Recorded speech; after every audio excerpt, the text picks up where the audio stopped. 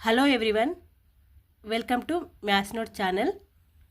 ఈరోజు జరిగిన TET exam paper 2 shift 2లో అడిగిన కొన్ని ప్రశ్నలను ఈ వీడియోలో చూద్దాం.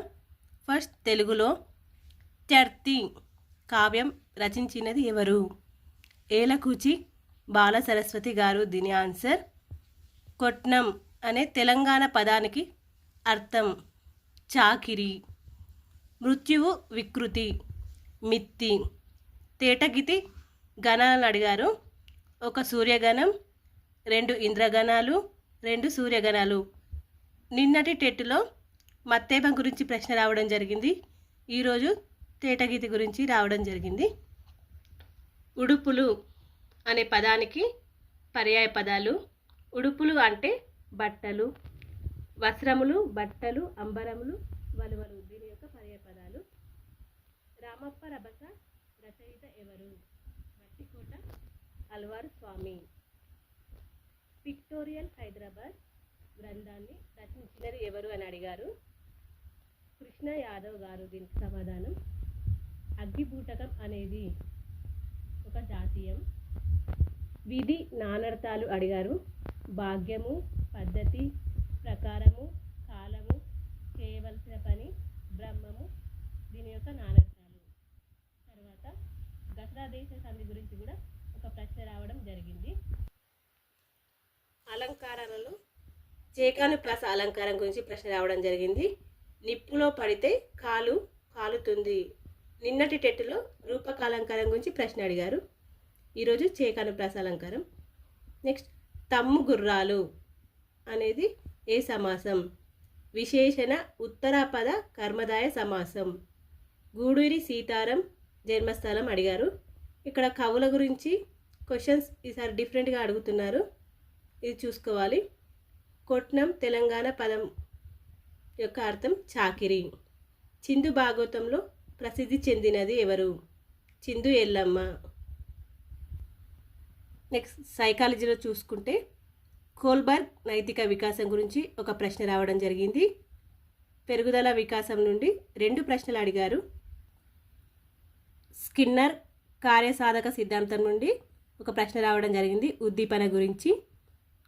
కోల్బర్గ్ నైతిక వికాస సిద్ధాంతం గురించి 4th స్టేజ్ గురించి ప్రశ్న రావడం జరిగింది. అలాగే ఆర్టీఈ 2009 గురించి సెక్షన్ 8 క్వశ్చన్ రావడం జరిగింది. ఇక్కడ ఎగ్జామ్స్లో ప్రతి పేపర్లో కూడా ఆర్టీఈ 2009 గురించి కంపల్సరీ క్వశ్చన్ ఉంటుంది. కాబట్టి మీరు ఎగ్జామ్కి వెళ్ళే ముందు ఆర్టీఈ 2009ని ఒకసారి కంపల్సరీ చూసుకోవాలి. ఆర్టీఈ 2009 అలాగే సిసిఈ గురించి కూడా అడుగుతున్నారు. అభ్యాసన సిద్ధాంతాల నుండి ఒక ప్రశ్న రావడం జరిగింది. నెక్స్ట్ వికాస నియమాల గురించి కూడా ఒక ప్రశ్న రావడం జరిగింది. సైకాలజీలో అన్ని అప్లికేషన్ టైప్ క్వశ్చన్స్ అడుగుతున్నారు. ఈ టాపిక్స్ రిపీట్ అవుతున్నాయి. వచ్చిన టాపిక్స్ నుండి మళ్ళీ అడుగుతున్నారు. అప్లికేషన్లో అడగడం జరుగుతున్నది. ఒకసారి అభ్యర్థులు గమనించగలరు. మ్యాథ్స్లో చూసుకుంటే 1024 = 2 పవర్ x అయినా x విలువ ఎంత అడిగారు.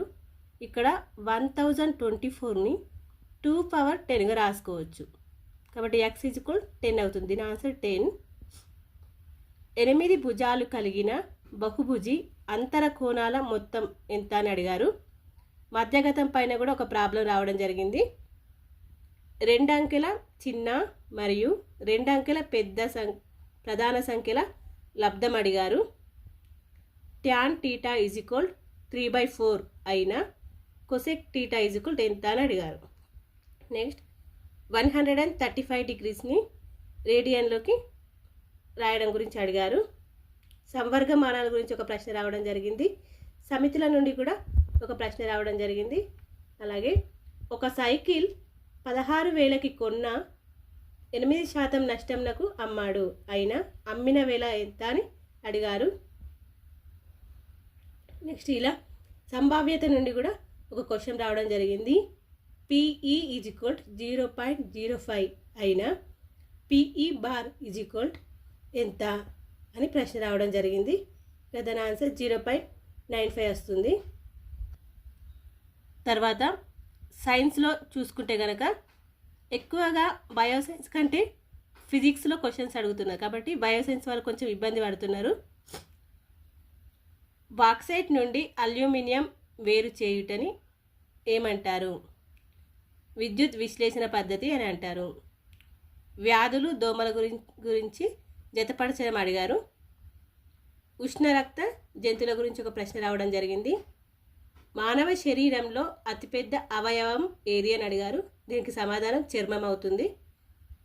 చంద్రుడి వలె కళలను ప్రదర్శించే గ్రహం ఏది? శుక్రుడు.